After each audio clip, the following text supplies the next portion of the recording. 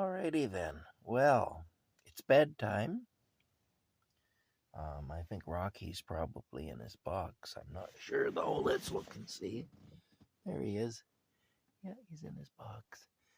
We just activate the patented Camp Crazy Rocky cam here. You can see him there. Good night, Rocky. He's in his box on his fish. I have his heating pad plugged into the power box there, so he's getting a little bit of heat in there. Plus, I've got the heater on too in here. I got the propane heater going. Yeah. Anyway, it's funny. Yeah. Well, kind of funny. The thoughts that go through my mind with things being the way they are in this era, and the things that I think about, and possibly others are thinking about them too. I think there are quite a few people who are. But I'll tell you a thought that just came into my mind as I was giving Rocky his before bed treats and all that, is give him give him a little handful of Meow Mix cat food that he likes and stuff before bed. And at this time of the night when I'm just settling down and so on, and I'm relaxing and my brain is kind of not focused on things that are immediate, working on things that I have to do right now just to continue to survive or whatever. And I have the luxury of having deeper thoughts. They do come to me sometimes. And I'm going to run something past you that I've been thinking about. I think the closer we get to the return of Jesus, the thinner the veil gets, basically, between this world and the next world, between the natural world and the supernatural world. And I think as a consequence, things are being revealed to mankind. And the things that are being revealed to mankind are things that pose some threat to those who have been running this Luciferian system we're living under. Because basically what's happened is the world is run up. I just had my picture taken by my phone there. It just did a thing there. But basically what's happened is the Luciferian cabal that runs the show is losing its grip on power. And this is the reason now that they're desperately trying to get us to agree to relinquish our power over our own lives. It's why they're trying to guilt us into doing that by telling us that we're destroying the planet and that we're basically vermin and that we have to submit to their authority and stop doing all the nasty, selfish things that we do to destroy the planet, like having transportation from place to place and, having heat in the wintertime and stuff like that so we don't freeze to death and so on. And I believe that what's the reason that basically those people who serve Lucifer, I believe the reason they're getting desperate is because Lucifer and his army, basically, all his fallen angels, his demonic spirits and so on, are getting restless. So the people, basically the spiritual entities that those people serve are getting restless. And the reason for that is that they know the end is coming.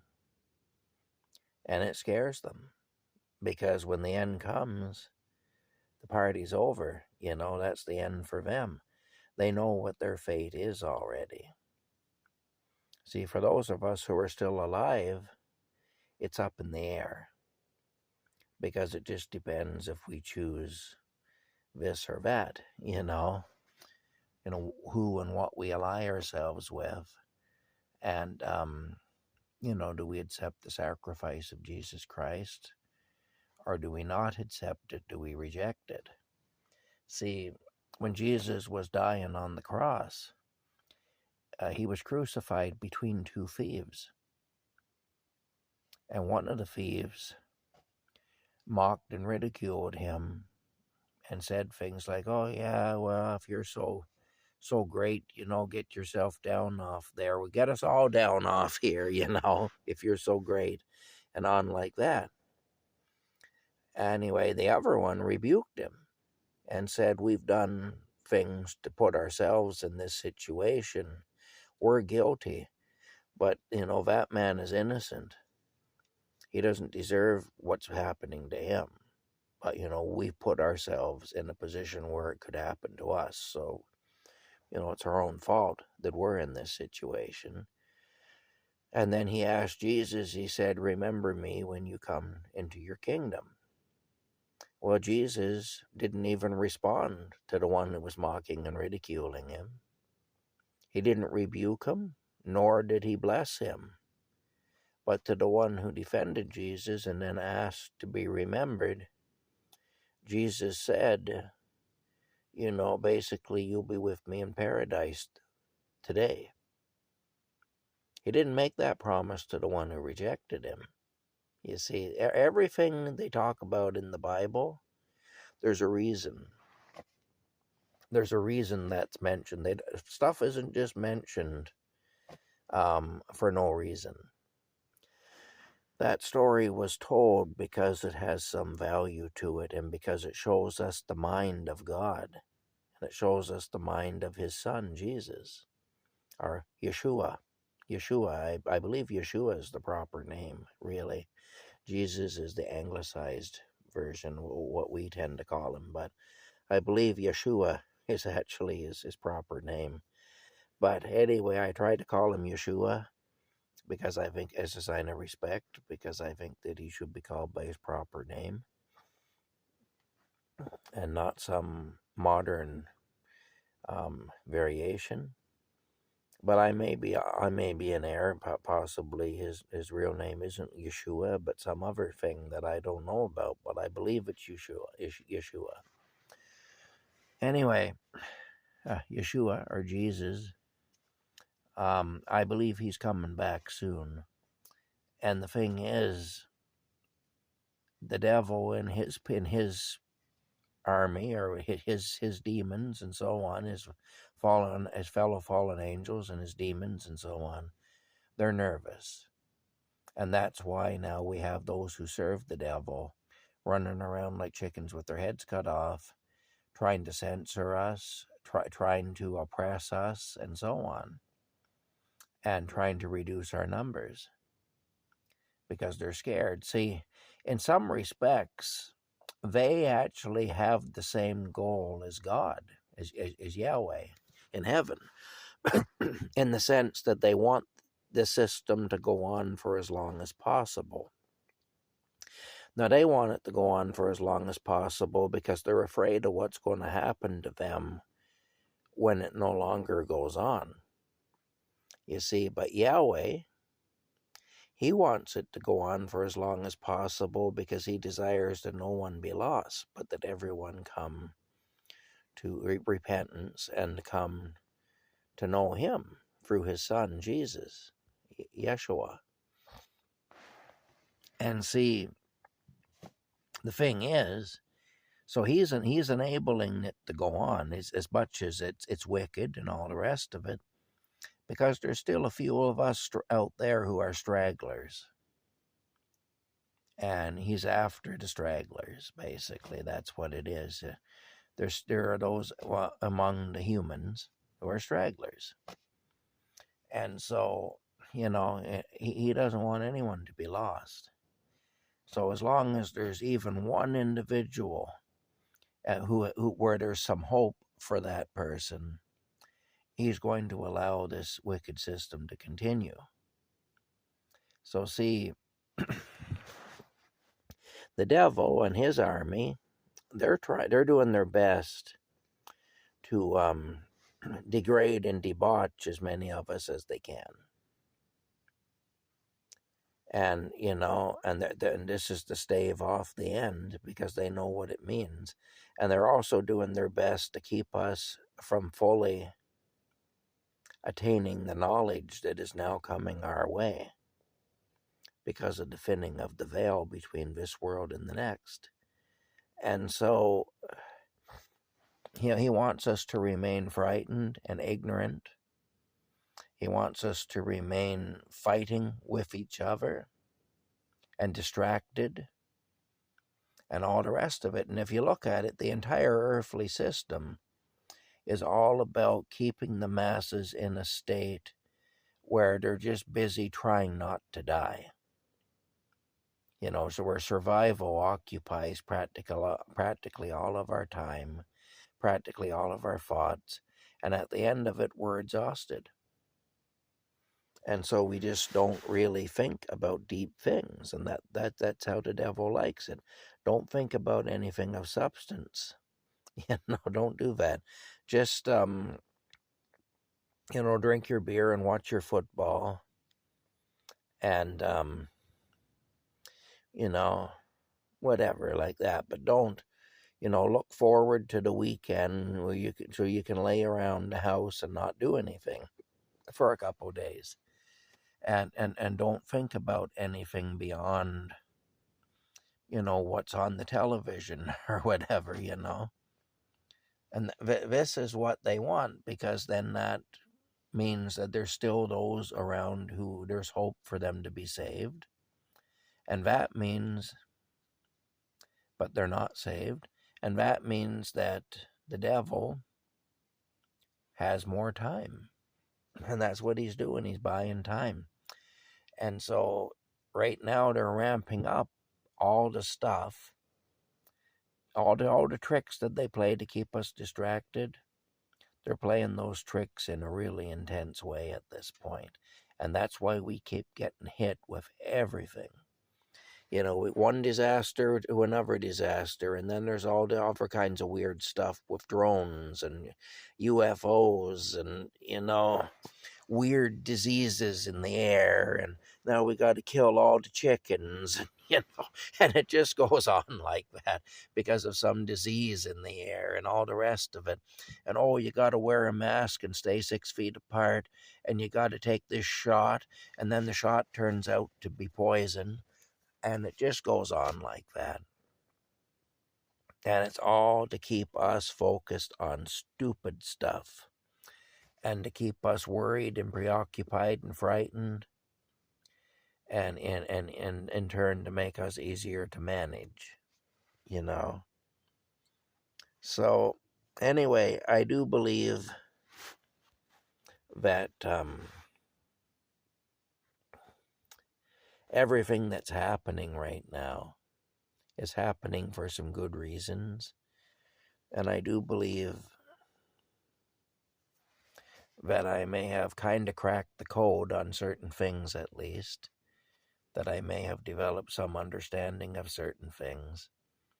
And like I say, I believe that God and the devil both have an interest in keeping this going as long as they can, but for different reasons. The devil has an interest in keeping it going because he wants to avoid his punishment as long as possible.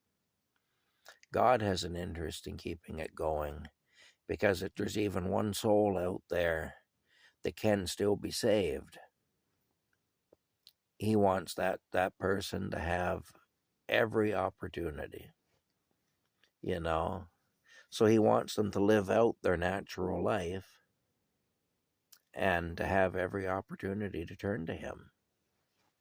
In the meantime, the devil, on the other hand, doesn't want anybody turning to God. The devil wants the people to turn away from God. We got a whole system that's set up to cause people to turn away from God. And the devil wants the system to last because it's his system, and it sure beats burning in a lake of fire for eternity. Really, I can't say I blame him. If I was in his shoes, I'd be fighting to make it last as long as possible too. When he knows what's coming for him, of course he's gonna. That's only natural. But like I say, God, the devil's reasons are not good. The devil's reasons are selfish. God, on the other hand, who hates what he sees happening in this world every day, allows it to continue for our benefit because he loves us that much. So he puts up with it and he endures it. He could slam his hand down and crush the whole thing. God could take the earth in his fist and just grind it to dust with every us and everything else on it just ground to dust. He could do that. But he doesn't. But he doesn't, because that's how much he loves us. And he wants us all, or at least as many of us as is possible, to come to him. Like I say, the devil, on the other hand, he just wants to put his punishment off a little longer. That's all. And to take as many souls with him when he does have to go, to take as many souls as he can with him. To deprive God, because he knows it breaks God's heart. He knows it breaks Yahweh's heart to lose a soul, because all souls are precious to Yahweh. And so, that's his big thing. He wants to break Yahweh's heart. And he does. When he steals souls, he does. But the thing is, he knows this is all coming to an end, and that his punishment is close.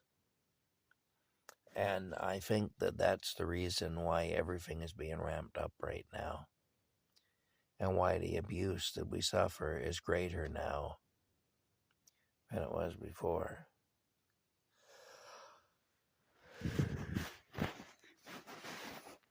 Anyway, that's just something that's crossed my mind.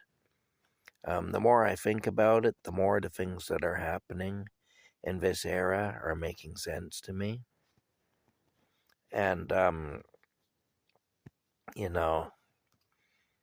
anyway, all I can tell you is the devil is always motivated by selfishness, by greed, by lust for power, and so on, and by a desire to escape his fate, which he knows is coming, or at least to put it off as long as possible. God, on the other hand, Yahweh, his entire motivation is not to lose a single soul, because we're all so precious in his eyes. He loves us that much. Totally unselfish. It'd be far easier for him just to say, you know what? I'm tired of this. You're a bunch of reprobates, and I'm just going to finish it now. But he won't do that, because it wouldn't be within his character to do it. It would be out of the question, because the one thing God cannot do is God cannot be untrue to his own character. That's the one power God doesn't have. He can do everything else, but the one thing that God is not able to do is to be untrue to his own character. And I don't know where it is exactly, but there's a scripture that backs me up on that. But like I said, I couldn't tell you verse such and such, or in the book of so-and-so, verse such and such, whatever. I can't tell you that, but I can tell you there is something in the Bible to that effect, that God, Yahweh, cannot be untrue to his own character. Anyway, that's it. Just a thought I had. Good night, everybody. I hope you all sleep well, and I hope you all wake up in the morning bright-eyed and bushy-tailed and ready to take on another day. I know I'm going to do that. Bye for now.